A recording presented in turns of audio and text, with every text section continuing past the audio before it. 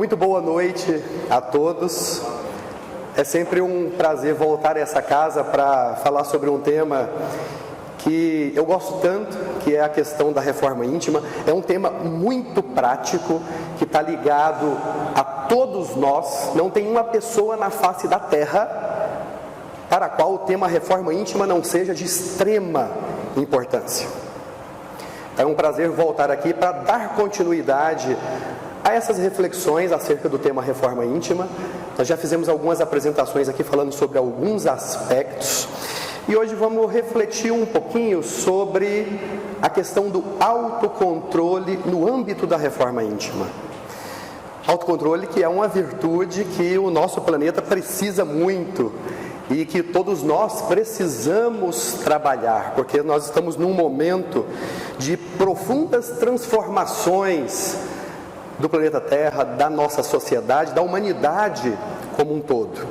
Então, a princípio, quando a gente fala em autocontrole, pela etimologia da palavra, a primeira ideia que vem é o controle de si mesmo, né? É o domínio de si próprio.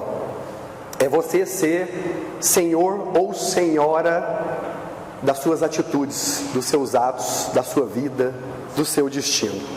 A princípio, a gente pensa em toda aquela ação externa, né? A pessoa que tem autocontrole é uma pessoa que tem controle sobre a maneira que se comporta, tem controle sobre a maneira que se relaciona com as pessoas, tem controle sobre as suas palavras, tem uma comunicação que está de posse do seu controle. A pessoa não é traída pelos seus instintos, né, pelo calor do momento, ela consegue ter um mínimo de controle. Então, nesse aspecto, o autocontrole estaria justamente em compreender e conseguir estar no domínio das minhas atitudes, das ações, as mais diversas que eu pratico ao longo do dia, nos mais diversos ambientes. Então, se à medida que eu estou agindo no dia a dia, eu faço tudo aquilo que eu acho que é o certo, que é o bom, então eu já tenho uma certa dose de autocontrole. Por exemplo, em relação ao equilíbrio com os prazeres da vida material.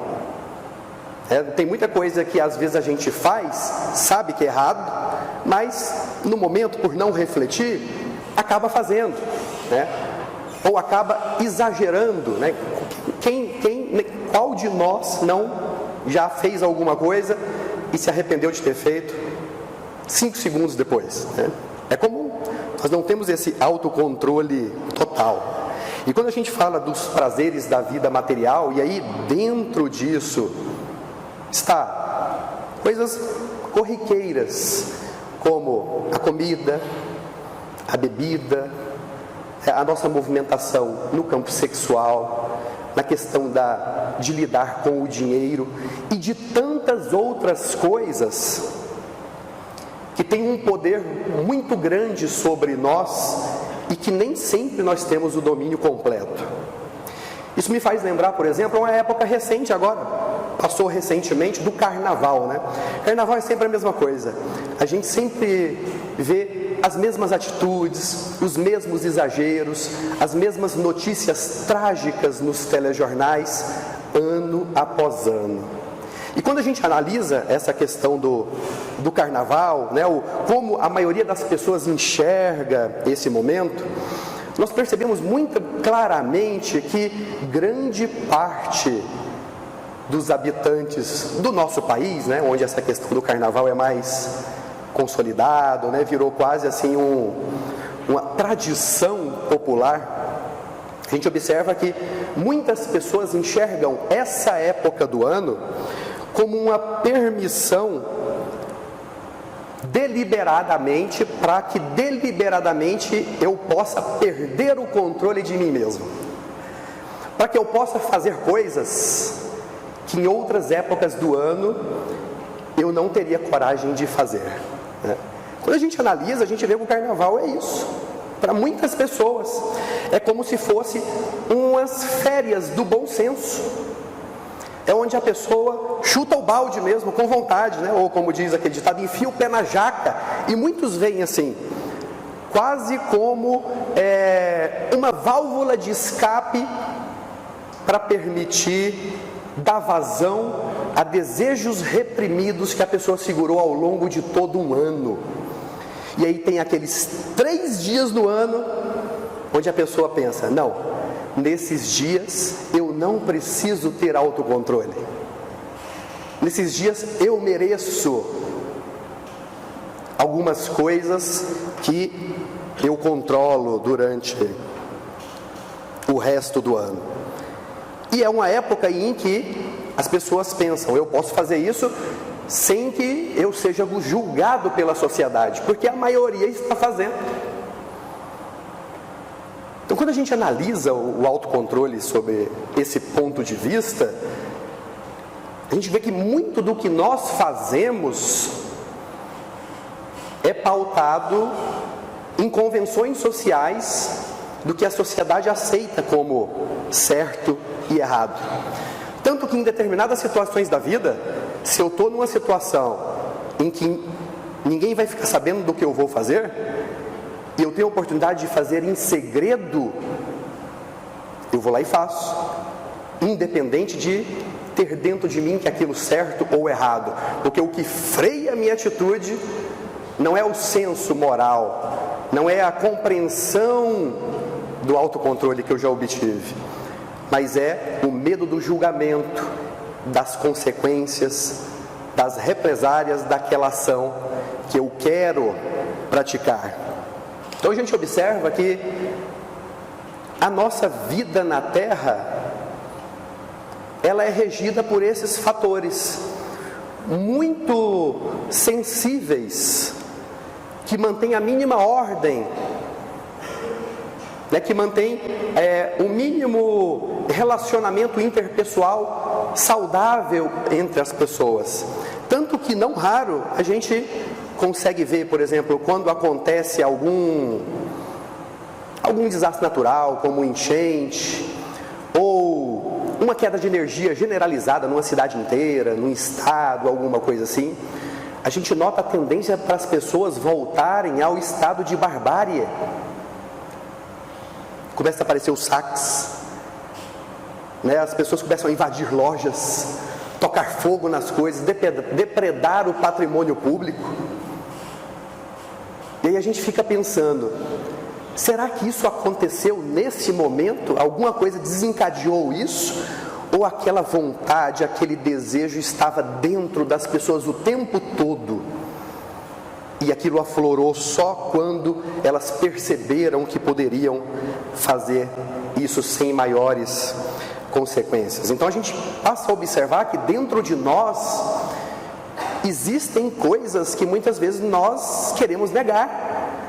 Nós não queremos que seja público. E aí abriu-se toda um ramo de investigação científica dentro da psicologia, na questão da psicologia profunda, para analisar isso que Freud e Jung viriam chamar de sombra. Todos nós temos uma parcela de nós que nós negamos, que nós reprimimos, que nós desconhecemos. É a sombra, é o lado oculto de nós mesmos. E esse lado oculto, ele está meio que preso no porão da mente. Só que às vezes ele escapa. Às vezes, em determinadas situações, ele escapa para fora. E isso reflete no nosso comportamento. É por isso que às vezes nós vemos pessoas boas, cidadãos de bem, que muitas vezes nós convivemos ao longo de muito tempo, que num momento de fúria cometem alguma atrocidade. E aí acontece um assassinato, um crime hediondo e coisas desse tipo. Então o autocontrole, a princípio, parece uma coisa assim, banal. Não, eu estou no controle total das minhas atitudes. Mas à medida que a gente começa a analisar, nós percebemos que nós não temos esse controle todo, não. Nós precisamos estar muito atentos às nossas atitudes. E mais do que as atitudes, aos fatores que desencadeiam atitudes equivocadas, que acabam nos levando a fazer coisas que nós iremos nos arrepender cedo ou tarde. O comportamento humano é só a ponta do iceberg. A maneira como eu ajo, a maneira como eu me relaciono com as pessoas, isso é só a ponta do iceberg. Todas as pessoas fazem o que fazem por um motivo. Às vezes você chega do trabalho e aí tem aquela pessoa que é aquela pessoa que ela gosta de dizer que ela é sincera, né? Ela diz tudo que vem à cabeça. Ela comete o sincericídio, porque ela acaba se isolando, né? Essa pessoa sincera demais que fala tudo que vem à cabeça, ela gosta de falar dos outros, mas ela não gosta de ouvir dela mesma. Às vezes você chega no trabalho cedo, 8 horas da manhã, e a pessoa já te joga uma bomba no seu colo falando de algo sobre você. Chegou no trabalho feliz naquele dia, a pessoa olha e fala assim: nossa, fulano, impressão minha, você deu uma engordada.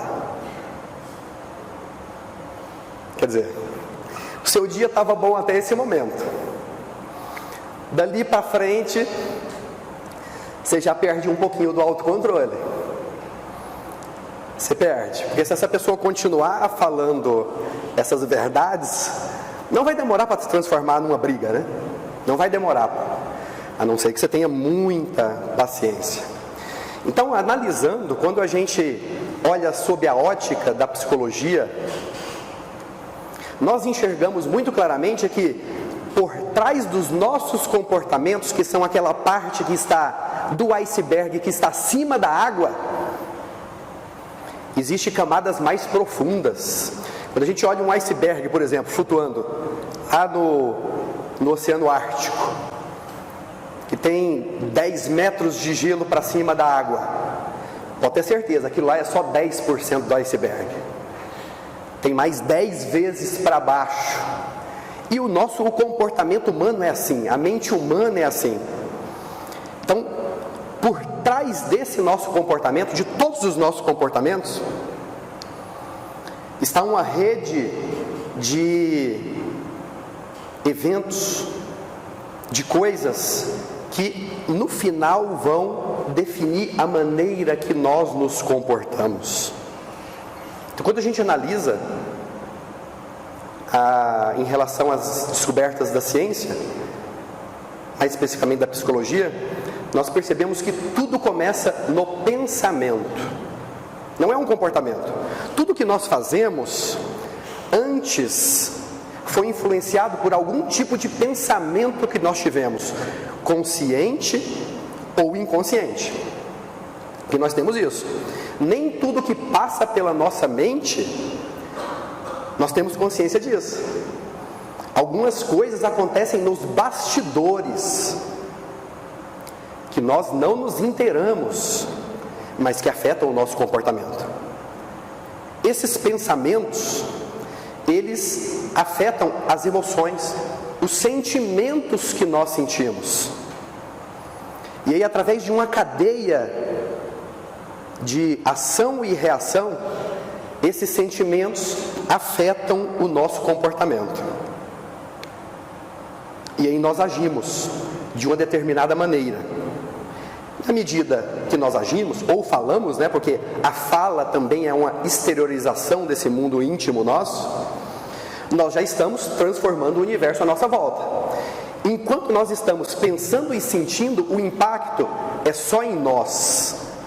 Mas à medida que nós lançamos a palavra, ou que nós agimos, nós estamos impactando os outros também.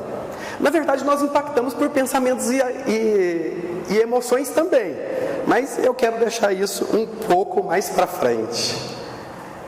Aí o autocontrole passa a ter um significado mais expandido. Não é só mais estarmos no controle daquilo que nós fazemos, mas é nos esforçarmos para estarmos no controle dos nossos pensamentos e dos nossos sentimentos. E aí a coisa começa a ficar muito mais difícil, muito mais desafiador, né?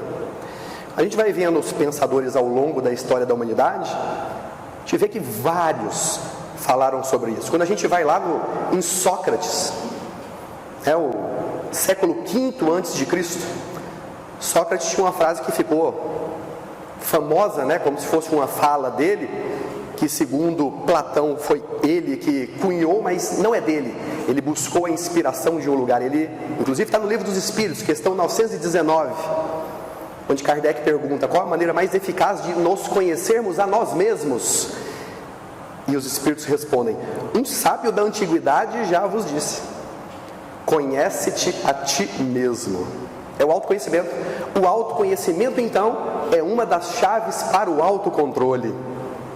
Mas como assim, autoconhecimento? Eu não conheço a mim mesmo? Conheço, eu nasci comigo mesmo. Se tem uma pessoa que sabe sobre mim, sou eu. É a pessoa que mais sabe. Pode até ser, mas nós não sabemos tudo. Estamos longe de saber tudo, porque existe aquela sombra, o porão da mente humana, onde nós deixamos lá traumas, bloqueios, medos, ansiedades, inseguranças, pensamentos inconfessáveis, emoções desequilibradas. Nós jogamos tudo para esse quartinho dos fundos, esse porão, e trancamos, para que isso não vaze no nosso dia a dia. Mas isso tem uma força tão grande que nenhuma porta consegue segurar. A única maneira de isso não nos afetar é nós conhecermos essa sombra, termos um diálogo com ela, entrarmos em paz com ela e nos integrarmos a ela. É o que Jung falava, a integração com a sombra. E esse movimento é um movimento de autoconhecimento. Sócrates falava muito sobre isso. Quando Sócrates andava pelas ruas de Atenas, conversando com os jovens atenienses sobre os assuntos mais complexos, mas numa conversa assim, entre amigos, ele fazia com que as pessoas fizessem essa análise profunda das crenças que elas tinham, de tal maneira que as pessoas paravam muitas vezes e pensavam: nossa, nunca pensei sobre esse ponto de vista, e ganhavam em autoconhecimento através do diálogo com esse homem, que foi um homem sábio, conseguia ter esse autoconhecimento sobre si mesmo, E vários filósofos nos mostraram a importância de nós nos autoconhecermos para termos o controle de nós mesmos. Os pensamentos, os sentimentos, as palavras e as ações. 5 séculos depois, viria Jesus nos dizer: vigiai e orai. Esse vigiai é esse esforço de nos observar, que nós precisamos ter o tempo todo. Nós precisamos ficar atentos a nós mesmos. A gente não pode agir no automático. Nós precisamos, para cada das nossas ações, refletir sobre o que nós fazemos. Isso que eu fiz está correto?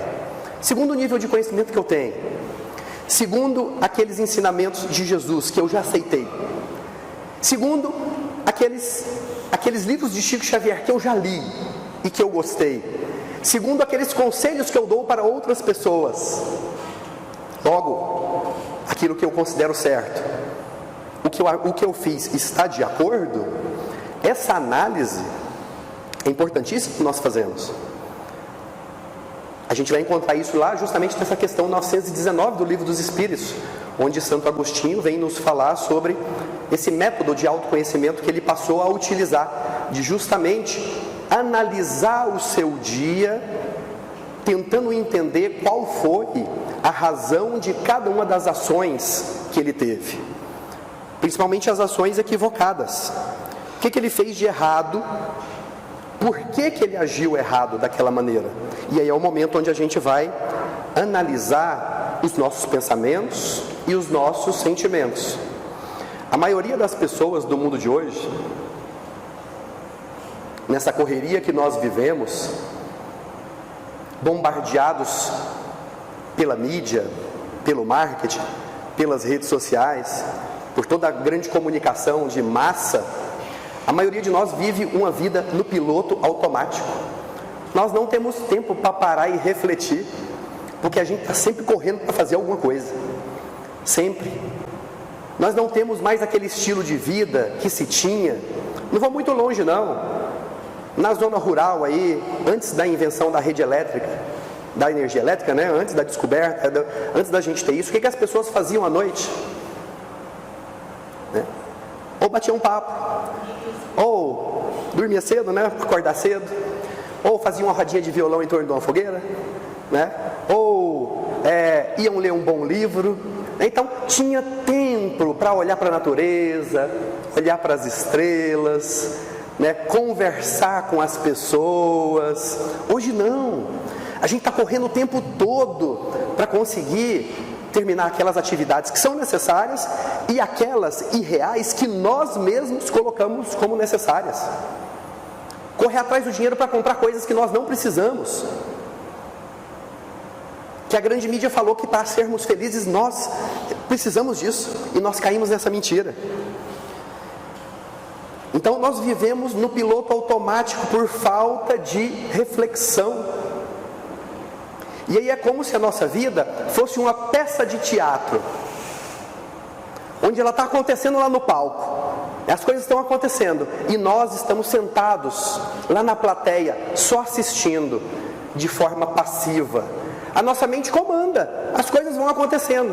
Eu penso, eu sinto, eu falo, eu ajo, e eu não tenho controle de nada daquilo. Eu vou no automático, conforme eu já sou acostumado. Não reflito, não me esforço, não tento reprimir impulsos negativos, não tento fazer um esforço para fazer algo que é difícil para mim.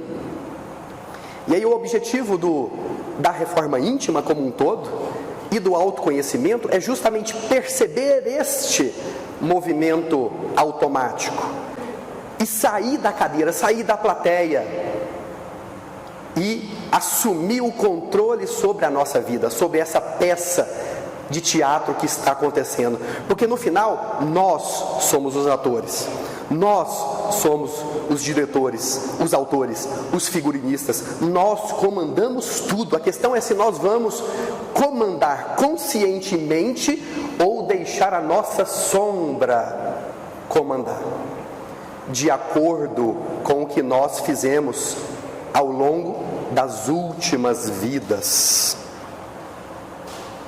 E aí vem a doutrina espírita e amplia ainda mais essa questão da psicologia profunda, porque ela nos mostra que nós não somos então só essa mente consciente que raciocina, que reflete, que pensa sobre as coisas que vai fazer, e mais aquele inconsciente que está guardado lá dentro da mente. Não é só aquilo. Nós temos uma caminhada multimilenar. Nós temos coisas nos afetando que foge completamente da nossa memória, da nossa capacidade de acessar, mas está lá. A doutrina espírita vem nos mostrar, né, que nós já tivemos várias existências, e ao longo dessas existências tivemos traumas, tivemos frustrações, momentos de grande dificuldade, de perdas irreparáveis, de momentos felizes também, de aprendizados, de equívocos gigantescos que nós fomos guardando, né? E que eclode um pouquinho aqui, um pouquinho ali, em todos os dias. Todos os dias isso vaza um pouquinho para a nossa vida diária. É por isso que muitas vezes nós olhamos para nós mesmos e falamos: eu não sei porque eu sou assim, eu não sei o que aconteceu, de uma hora para outra eu explodi, né? Eu estava conversando com a pessoa falou uma coisa, e aí eu não gostei do que ela falou, eu retruquei, e aí a pessoa não gostou, nós fomos subindo o tom de voz, daqui a pouco a gente estava gritando um com o outro. E aí vem a doutrina espírita e nos mostra um outro agente que afeta essa dinâmica também, além do nosso consciente e do nosso inconsciente, que é o plano espiritual. Nós temos outros seres em torno de nós que interagem conosco o tempo todo, mas nós não vemos com esses olhos, nós não ouvimos com esses ouvidos, mas eles afetam o nosso pensamento, e o pensamento é a base de tudo.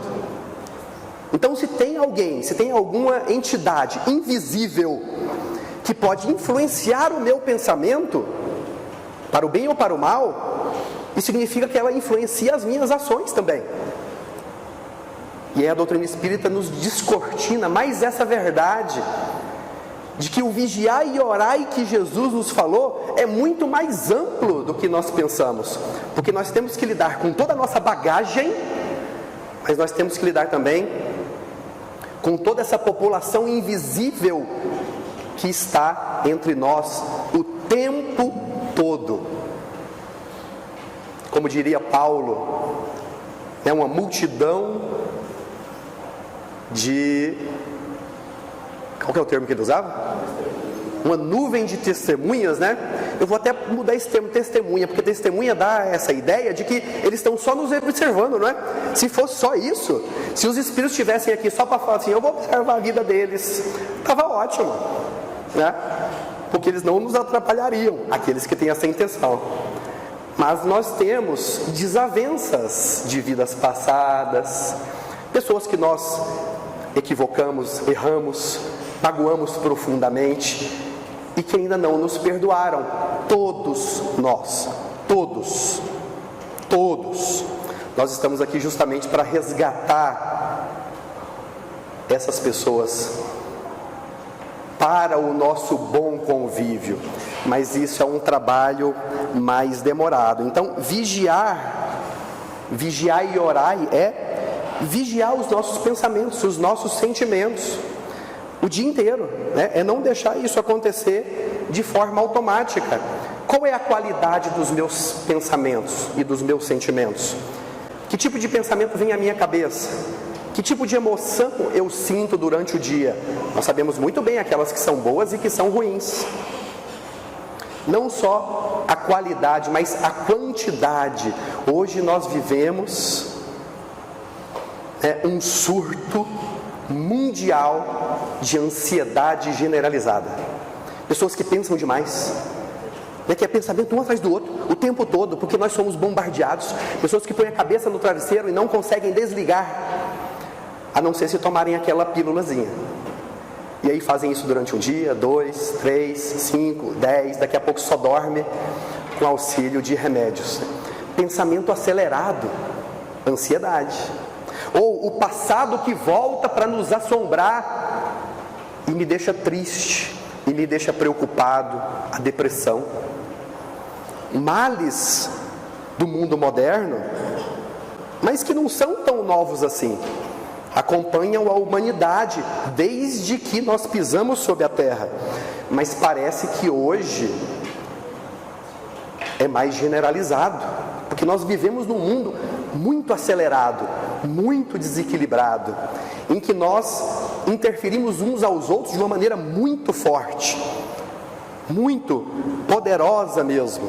Então, a gente precisa de adquirir um pouco mais de autocontrole sobre todos esses aspectos. E aí eu quero passar agora, desse momento, finalizando já a nossa fala, um pequeno e simples exercício de trabalho do autocontrole, que também vai nos auxiliar a ter mais autoconhecimento, que eu gosto de chamar de meu querido diário íntimo. E funciona assim, Em algumas outras palestras nós pedimos, quando a gente estava focado nas ações que nós executamos, para você ter um diário onde você escrevesse, e acompanhasse ao longo de um tempo, um mês, por exemplo, escrevesse tudo o que você fez de bom e de ruim naquele dia, anotasse isso por escrito, fizesse um registro, para você ir ganhando em autoconhecimento. Esse diário, onde eu escrevo as minhas atitudes, boas ou ruins, agora nós vamos ampliar ele, vamos transformar ele nesse pequeno, meu querido diário íntimo, onde você vai anotar uma coisa muito simples, vai observando durante o seu dia. Anote tudo aquilo que você pensou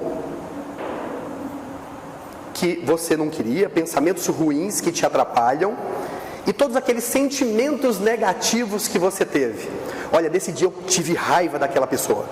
Nesse momento eu senti inveja do colega. Nessa ocasião aqui, eu exagerei em determinado aspecto, né? Eu deixei me tomar pela raiva. Anote isso durante o dia. Tem uma cadernetinha no bolso, coloque na carteira, na bolsa. Anote ali algumas palavras durante o dia. É o seu pequeno diário íntimo, porque é coisa que só você sabe. Aconteceu dentro do seu coração, dentro da sua mente. E aí você vai analisar isso ao final do dia.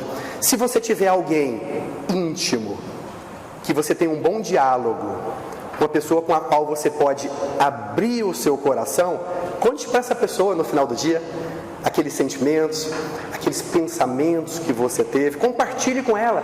É necessário a gente ter alguém que a gente confia para poder desabafar, para poder abrir o nosso coração, ouvir o que a pessoa pensa e medindo, né? O que vale a pena mudar, o que eu posso, ouvir os conselhos. Muitas vezes, a maioria das vezes, na verdade, todas as vezes nós crescemos assim, através da interação com as pessoas, né? Agora, se for difícil, se você não tem essa pessoa, às vezes dentro do relacionamento, quando você conta uma coisa mais íntima para a pessoa, pode acabar virando um problema, né? A pessoa passa a ter uma arma para te atacar depois, num momento, alguma coisa assim. Ou se você não gosta, já é mais tímido, eu vou sugerir uma outra ideia. Imagine uma figura de uma pessoa sábia. E aí você vai contar para essa pessoa na sua mente. E aí, vamos aproveitar que hoje é aniversário do Chico, né, dia 2 de abril. Imagine então à noite, antes de dormir, na hora de dormir, que você vai fazer uma visita para o Chico, lá na casa dele, onde ele morava em Uberaba. E aí você vai fazer uma visitinha para ele rapidinho, para vocês baterem um papo. Aí Chico te recebe com um cafezinho, com um pão de queijo, senta, fala para ele, né, os seus sentimentos, as suas emoções, os pensamentos que você teve, e tenta imaginar o que ele te diria. O que ele falaria? Que conselhos ele daria para você? Que sugestões ele daria sobre como lidar com aquele chefe difícil, né, com a esposa que eu não aguento mais dentro de casa, ou com o marido, com os meus filhos que sempre tem alguma coisa, né, para resolver, para fazer. Imagina, o que Chico falaria para você? Eu acho que esse é um diálogo que todos nós sabemos com uma boa dose de exatidão. Porque apesar de não ter ele presencialmente para poder fazer isso, né? Sortudo de quem pôde fazer isso, sentar para conversar com o Chico na madrugada, tomando um cafezinho, um pão de queijo, são poucos. Mas a gente pode imaginar muito bem. Então, esse é um pequeno exercício. Tente fazer. Se os seus pensamentos, as suas emoções já chegaram num grau tal já de desequilíbrio, que isso está te afetando, além disso, a sugestão que fica para a gente terminar essa reflexão é: procure um profissional, procure alguém para te ajudar a lidar com isso. Está aí toda a classe dos psicólogos, psiquiatras, né, ou todos os pessoal que trabalha na área da saúde, que trabalham com isso, ajudar a lidar com os nossos pensamentos, com os nossos sentimentos, com as nossas emoções. Não é fácil. Quando nós olhamos para dentro de nós mesmos, muitas vezes isso dá um vazio. Né? Nós sentimos medo de encarar a nossa essência verdadeira. Mas é um exercício que nós não podíamos fugir. Porque é justamente o que nós estamos fazendo aqui no planeta Terra, né? Nos esforçando para tentarmos sermos pessoas melhores, um pouquinho de cada vez. Agradeço a presença de todos. Juntem-se a mim nesse exercício, né, de fazermos isso todos os dias. Pensem no Chico, contem para ele, ou contem para a pessoa, né? E ouçam algum bom conselho, né? Ouçam os conselhos dos amigos espirituais também. Tenho certeza que isso já vai ser o suficiente para nós começarmos o dia seguinte já com novos sentimentos, novos pensamentos e agirmos de uma forma um pouquinho melhor, um dia de cada vez. Então, muito obrigado a todos e desejo que nós todos tenhamos uma ótima semana pela frente, com muito autocontrole.